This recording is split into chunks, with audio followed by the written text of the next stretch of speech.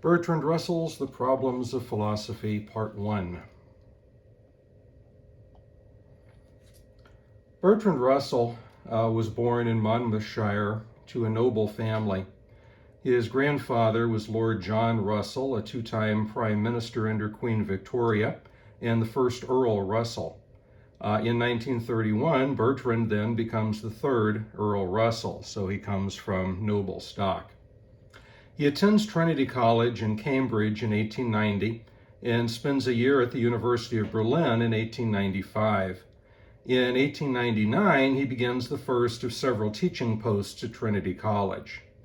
In 1916, he lost his post at Trinity and spent 5 months in jail because of his anti-war protests. This is going to be an on-running theme throughout Russell's life, is that he stands up for a lot of liberal causes, that he argues very staunchly against war, he argues staunchly against violence, and many times he does end up going against the law in order to do so.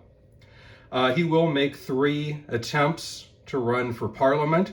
In 1907, 1922, and 1923, they were all unsuccessful. During his long career, he's going to teach at many major universities, including Harvard and the University of Chicago. In 1950, he won the Nobel Prize for Literature. In 1961, he again went to prison for anti-nuclear protests. And in 1970, he will die in Penrhyndrach, Wales.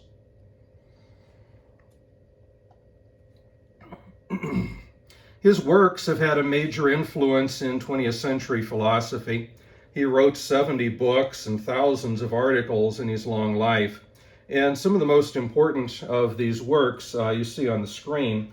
His first book was German Social Democracy, a critique of Marx, published in 1896, largely as a result of having spent that year in Germany.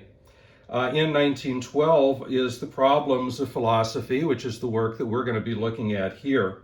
In 1927, he writes a very controversial work called Why I Am Not a Christian, which advocates for his strong beliefs in atheism. And in 1945, he publishes a history of Western philosophy. The history of Western philosophy is, as you could imagine, a rather interesting story that tries to give us the history of Western thought. But Russell's approach is one in which he does very well at presenting people he likes. But when you look at the views of the people he doesn't like, the people he disagrees with, he does a terrible job of presenting what their views are. But that is just the approach to it. So, I mean, if you're looking for a source on philosophy in general, this is probably not the best one, because some of his pieces are going to be brilliant and others are going to be ridiculous. When we look at his writings in general, they focus on a number of different themes.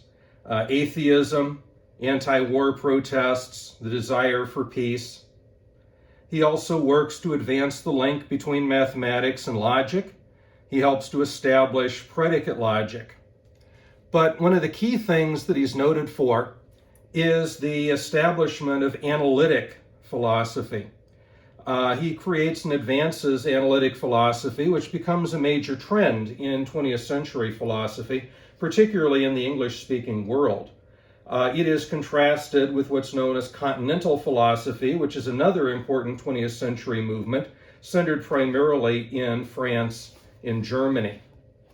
Analytic philosophy is a philosophical movement that seeks the solution to philosophical problems in the analysis of propositions or of sentences. And some of the key players there, in addition to Bertrand Russell, are Gottlob Frege, G.E. Moore, and Ludwig Wittgenstein. There are many others, but those are some of the key figures there in the early stages of analytic philosophy. In essence, the analytic philosopher is somebody who wants to get to the tiny minutiae of ideas. They don't believe that the grand sweeping arching view of philosophy that we've had, let's discover the meaning of life, they don't think things like that have any real value or any real hope of being resolved. And so they want to look to the minute. Let's analyze the language that this idea is being written in. Let's try to understand to the nth degree what this idea entails. And so let's look to the minutiae rather than the big picture. Continental philosophy, on the other hand, is a synthesis of modernity with history. It's a synthesis of individuals with society. It's a synthesis of speculation with application.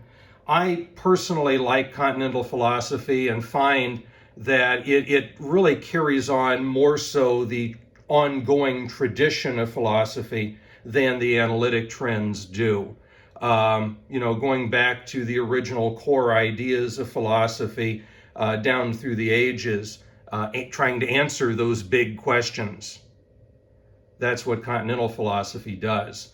Some of the key figures there: Soren Kierkegaard, who we've looked at previously in the course, Jean-Paul Sartre, George Hegel, Martin Heidegger, and Jacques Derrida.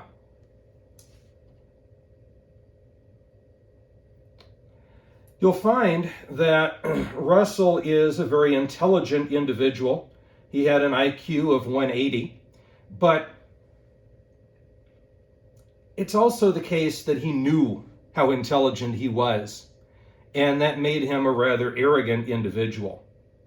And so what you see on the screen here, this is the way that one historian of ideas summed up Russell's thought process in the problems of philosophy. I am very clever. You're probably not as clever as me, but don't be alarmed. I will speak very slowly. Philosophy is extremely interesting, and in this little book I will explain why. What can we possibly know? How do we know it? What is reality? And how can we tell it apart from mere appearance? What is matter? How do we know the sun will rise tomorrow? Many philosophical problems can be explained by the application of simple common sense, but only if you are as clever as me. So this is the mentality of that 180 IQ genius of Bertrand Russell. And so what you'll find is that while he does explain things in this book in a simplistic manner so that hopefully pretty much anyone can pick it up and read it and understand what's going on, he also does have a tendency to speak down to his audience. He does have an air of authority in the way that he presents these ideas, and he does recognize himself as being very smart and other people not quite as smart. So let's go ahead and delve into this work, The Problems of Philosophy, and see if you are as clever as Russell. And so we'll start here with chapter 1, Appearance and Reality.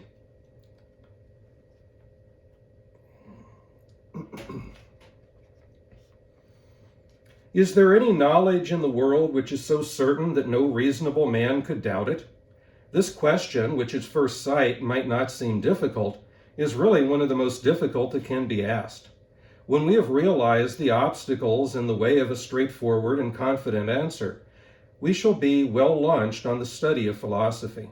For philosophy is merely the attempt to answer such ultimate questions, not carelessly and dogmatically as we do in ordinary life and even in the sciences, but quizzically, critically, after exploring all that makes such questions puzzling, and after realizing all the vagueness and confusion that underlie our ordinary ideas. So much like Descartes, Russell was concerned about doubt and knowledge. Does anything exist, such as the cogito ergo sum, that wonderful axiom of Descartes, I think, therefore I am? Is there anything out there that can never be doubted? Well, he says, in our search for certainty, we discover a lot of very vague ideas. And this is where the discipline of philosophy comes into play. It gives us the basic tools to evaluate these ideas critically. In this first essay, Russell seeks to discover if there is certainty in our immediate experiences, those things that we see, feel, taste, and so on. And so he considers the view of the table that he sits at. And you see a nice image of a table there, as we might imagine in an earl's home. Although the table that we're looking at is one particular color, in this case brown, it looks to be different shades or even different colors when the light hits it in different ways, when it's reflected off of, when the light is reflected off of it. Some parts of the table might seem darker than others, some parts lighter than others. The color scheme might even seem to change. Now, if you were an artist and you wanted to try to depict what you saw, you would notice all of these different shifts that are there. You would want to draw this and paint it in such a way that your whole palette of paints is going to be used trying to depict this simple table. The artist is going to depict the world the way that it appears rather than the way that it actually is. The artist is going to try to pick up all of those variations. If there is a difference in coloration, if there's a lightness to a darkness that takes place, the artist is going to put that onto the palette. If there is a difference in the movement of the grain in the wood, the artist is going to pick that up. In reality, of course, this table is one color, but that's not what the eye is going to see, and that's not what the artist is going to depict. So the artist is going to depict the world the way it appears rather than the way it is. And Russell says that philosophy seems to work the same way. The texture of the table presents a very similar problem. It may look flat, it may look smooth, but upon closer examination, we would find that it may have ridges, it may have rough spots in it. Perhaps there are areas where the varnish is thicker or rougher than in other areas of the table. So our senses don't get us any closer to certainty with regards to the table. It's all relative to many different external circumstances. Russell says here, thus it becomes evident that the real table, if there is one, is not the same as what we immediately experience by sight or touch or hearing.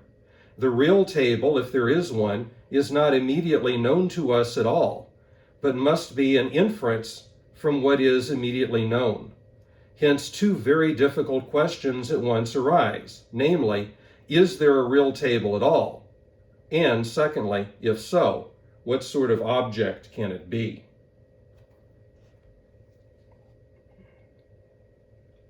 So, one of the things that's raised here is this question. He keeps using the phrase, if there is one, right? Is there a table?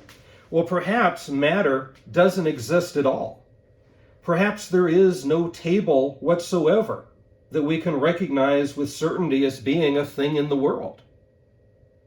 This seems like a very bizarre concept. I mean, clearly, when we look at the world, we see the table that exists there, right? We're seeing this thing that is right there in front of us, but yet, there are some thinkers who have argued that what exists is merely in the mind and not a physical thing in the world. And one of the most prominent there, and the one that he's going to mention here as well as in chapter 4, is George Berkeley. So I'm going to take a little bit of time to talk about George Berkeley. George Berkeley was a late 17th, early 18th century thinker. He was Irish, and eventually would go on to become Bishop Berkeley. Well, he writes a couple of different works. One you see there, 3 dialogues between Hylas and Philoneus, another work called The Principles of Human Knowledge. And in this, we find that George Berkeley is trying to respond to this attempt to eliminate skepticism through tolerance, saying that one man's tolerance is another man's skepticism. According to Berkeley, the British empiricist tradition is tainted with skepticism. And to fix this, he really is going to create one of the most bizarre notions in philosophy, idealism. The general idea here is to completely eliminate any trace of abstract ideas or skepticism from entering into a man's mind. because he considers these things to be detrimental to society and to faith.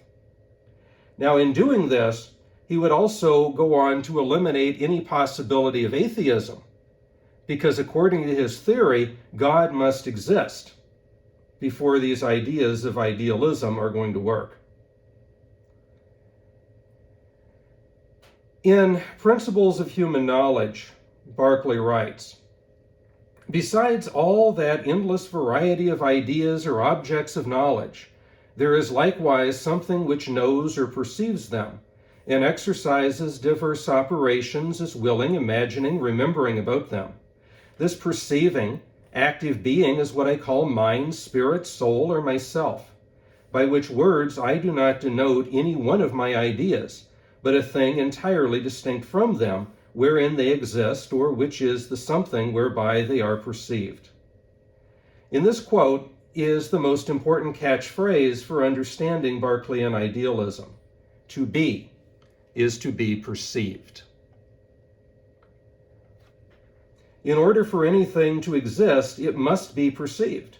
If it's not being perceived, then it doesn't exist. To explain this statement and its importance to all of Berkeley's philosophy, it's first necessary to lay out Berkeley's theory of perception, idealism, in contrast with two other theories of perception at work during this time, which are direct and indirect realism. In general, realism accepts the fact that there are material objects in the world, while idealism denies this fact with the claim that everything exists within the mind. Now, direct realism has a direct object, the image of perception, as well as the nature of the object. For example, when we look at the image on the screen for direct realism, what we see is that there is this thing in the world which appears to be a table, and that person is going to look directly at that table, and they're going to get that direct connection to the object in the world. So this person sees that table in front of them. That's exactly what they're going to see, the table, with all of its qualities, its hardness, its color, its shape, size, and so on. Regardless of how many people are perceiving this table, it is the same object. Now, indirect realism has an image in the mind as the image of perception. However, it still has the direct object as the nature of the object.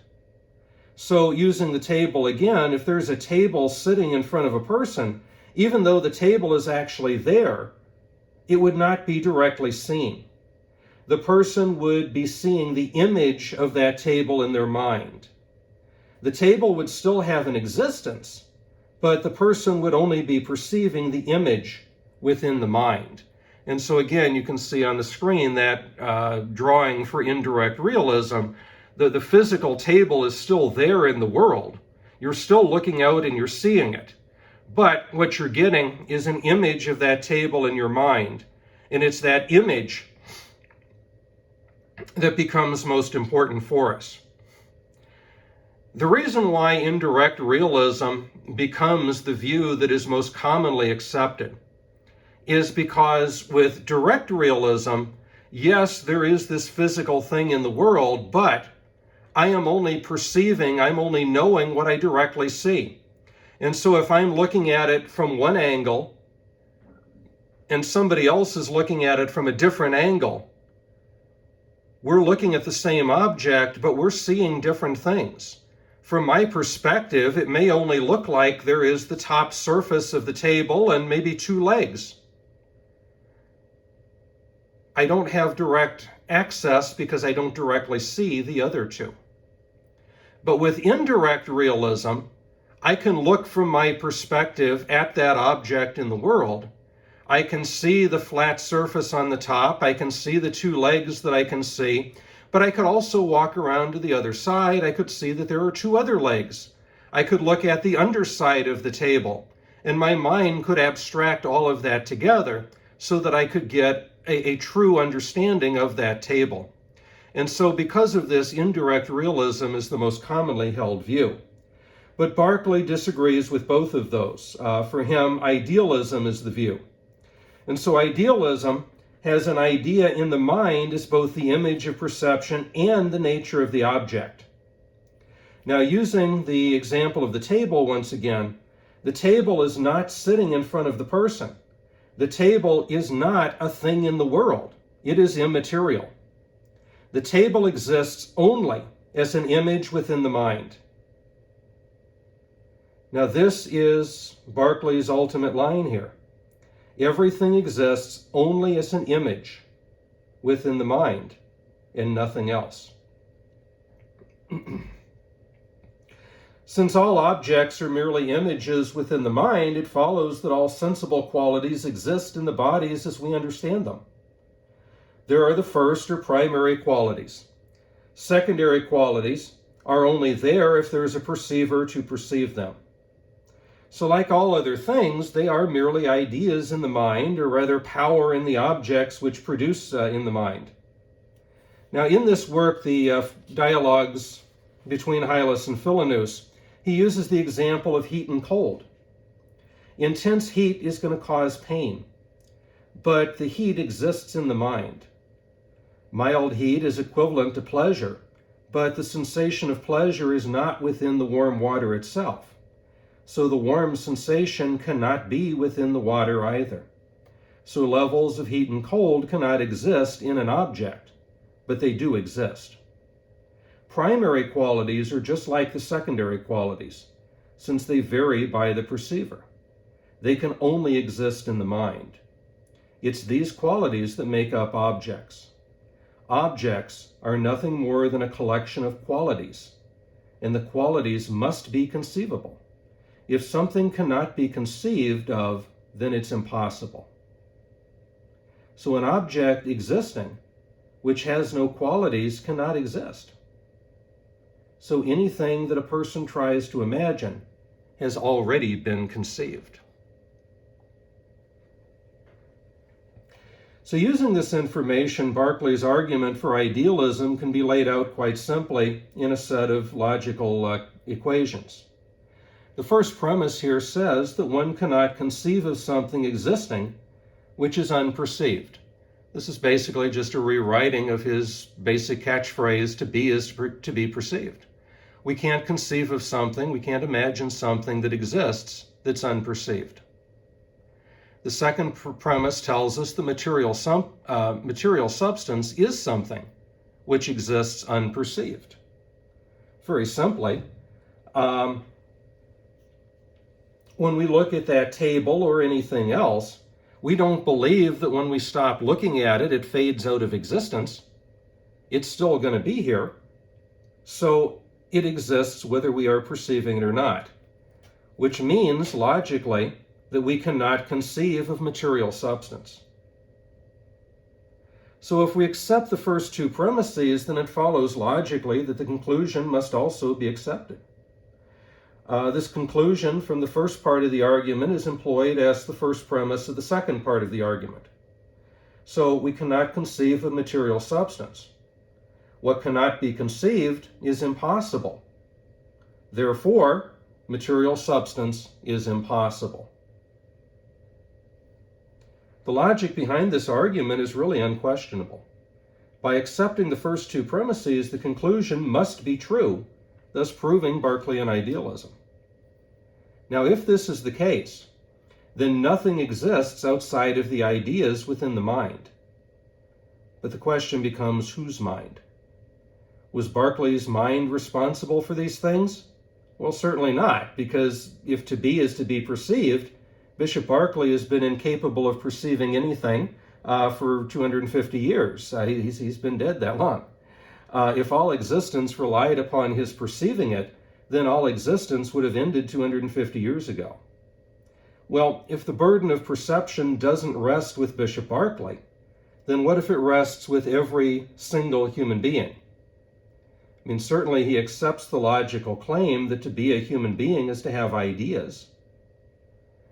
But if all the world's ideas were because of the perception of a single individual, then in areas where there was no one around to perceive it, there'd be nothing there. If this were the case, then the age-old question, if a tree falls in the woods when there's no one around to hear it, does it make a sound, would finally have an answer. It doesn't make a sound because no one's perceiving that sound. In fact, the tree can't even fall down or even exist, nor the rest of the woods, without somebody perceiving it. So this becomes very tricky to explain, and in some cases almost nonsensical. There's also another problem to this idea. Humans are capable of being able to imagine or dream ideas that don't actually exist, things like unicorns or a cyclops. With the human mind as the only regulator, there would be no way of distinguishing between reality and dreaming. So not only do things exist without human beings perceiving them, some things that humans perceive are merely imagination and can never be anything more. So this solution isn't really going to work either. Well, Berkeley does have a final solution, and it is to claim that there is a will other than man's, which is the regulator of ideas. And so we can look at this argument. The first premise says that sensible things cannot exist other than in a mind or a spirit, right? We've already, through the previous series of arguments, came to that conclusion that there is no material substance that exists in the world. So, anything that is of the sensible world, anything that we can know through senses, sight, touch, smell, and so on, can only exist in the mind. But we also know that sensible things have an existence other than our perception, because as we've just been talking about, we can't perceive all things at once, and we can imagine things that don't have real existence and so on. Well, if that's the case, then it comes to the conclusion that a mind or a spirit other than our own allows for that existence. And to Bishop Berkeley, the only mind that would be capable of perceiving all things at once and keeping all things in existence would be the mind of God. So, Berkeley proposes that it's God's mind. God sustains all things. He keeps all things in existence, even when humans are not perceiving them. So Berkeley does, in the best way that he could, exactly what he set out to do. It appears to most people, however, that instead of eliminating skepticism, he actually created the greatest skepticism of all time, because in his theory, nothing of the material world actually exists. There are no tables, chairs, buildings, people, world. These things are only ideas. But to those people who believe this of Berkeley, I charge that they do not fully understand the scope of his vision. Berkeley is not creating a great skepticism where nothing exists. Even if this were the case, it could not be called skepticism, because in this reading of his philosophy, there is no doubt about whether there's existence or not. There is simply no existence. And without doubt, there's no skepticism. So regardless, this is an incorrect reading. Berkeley is not saying that nothing exists. For him, this world is here. It is real, and it's all due to the glory of God. God is the one who is constantly perceiving all things and willing them to exist. With God, all things do exist, and there can be no skepticism about that fact. This is the realization, Berkeley says, that people need to come to. Once this theory has been fully accepted, then we would be able to walk around like Philanus, having come full circle. And this is what Berkeley is offering. But most people are like Hylas, and they only see the skepticism of the argument. They don't realize the beauty of Berkeley's vision.